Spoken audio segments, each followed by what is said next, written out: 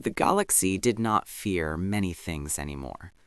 It had outgrown monsters, survived ancient wars, and cataloged horrors until nothing felt truly unknown. But there were still names spoken quietly in briefing rooms and erased from civilian maps. One of those names was Thornback Prowlers. They were not a species so much as a warning. Predators evolved on a high-gravity death world where survival demanded cruelty, patience, and violence in perfect balance. Their bodies were low and powerful, covered in layered bone plates that rose into jagged spines along their backs.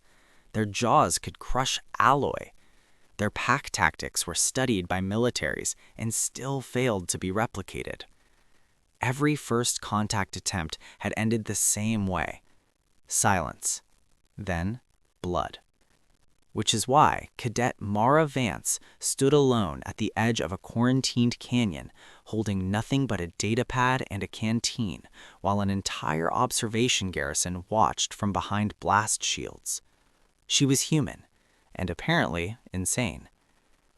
"Cadet Vance," the commanding officer said sharply over the comm, "this assignment is observational only. You do not approach, you do not engage. You retreat at the first sign of movement." Mara acknowledged the order, then muted the channel. She knelt at the canyon's edge, careful with her movements. The wind carried heat and the sharp mineral scent of the planet's red stone. Below her, the canyon opened into a wide basin dotted with skeletal remains, proof of what happened to things that wandered too close. The Thornback Prowlers lived down there, motionless, watching. Mara could feel it. Not eyes exactly, but awareness, like the land itself had noticed her presence. Her instructors had warned her. Everyone had. They don't negotiate, they don't bond, they don't hesitate. But Mara had seen the footage others ignored. The pauses, the restraint, the moments where the Prowlers could have attacked, but didn't. Fear made people blind. Mara learned that early. She set the canteen on the ground, took 3 slow steps back, then sat down cross-legged, hands visible, posture relaxed. The garrison commander nearly had a heart attack. The first Thornback emerged at dusk. It rose from behind a rock formation like a living weapon, bone spines catching the dying light. Its eyes reflected amber, unblinking, calculating. Another followed, then another, a full hunting group. The garrison's targeting systems locked on automatically. Mara did not move. Her heart hammered, but she breathed through it. She kept her gaze low, unfocused. Predator behavior across 1,000 species shared one rule: staring was a challenge. The lead prowler advanced. Each step was slow, deliberate. It sniffed the air, tasting her fear, her scent, her intent. Mara spoke softly, not words of command, but rhythm. Human lullabies had evolved before language, before logic. Sound as reassurance, presence without threat. The prowler stopped 3 meters away. It lowered its head. Not to strike, to observe. Minutes passed. Then something unprecedented happened. The prowler sat. The garrison went silent.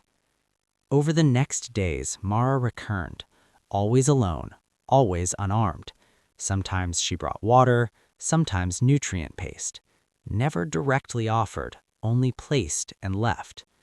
The prowlers watched. They learned. So did she. They were not mindless killers. They were territorial, yes, but deeply structured, protective, curious, especially with juveniles who watched from behind rocks, mimicking Mara's movements with twitchy fascination. Mara started bringing markers, simple objects. She left them in patterns. The prowlers rearranged them. Communication. Trust, fragile as glass, began to form. Then, command intervened. Central Command issued an immediate cease order. Human-cadet interaction has exceeded safety parameters. The garrison received authorization to deploy sonic deterrence. A test. Just a pulse. Mara argued, pleaded. They didn't listen. The sonic wave tore through the canyon like a scream. Thornbacks reacted instantly, spines flaring, bodies slamming together defensively. Juveniles scattered in panic. Mara ran forward without thinking. The lead prowler reared up, roaring in fury and pain. Targeting reticles turned red. "Cease fire!" Mara shouted, planting herself between the prowlers and the garrison line. "You're making it worse!" The prowler lunged and stopped. Its claws hovered inches from her. The world held its breath. Mara did not flinch. She dropped to one knee, lowered her head. Submission, trust, vulnerability. The prowler exhaled, a deep, rumbling sound that shook dust from the canyon walls. It lowered its claws, stepped back. Then something no one expected. It nudged her.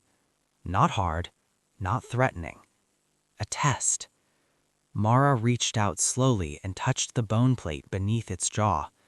The prowler did not attack. It leaned into the contact.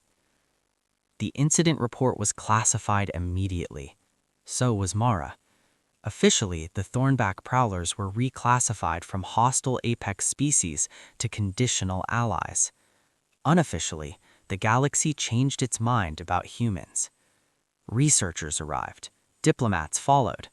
None were allowed close until Mara introduced them, one by one, under strict behavioral rules she helped design. The Thornbacks never accepted anyone else the way they accepted her. When asked why, Mara answered simply, they weren't untamable. They were just waiting for someone who didn't try to dominate them.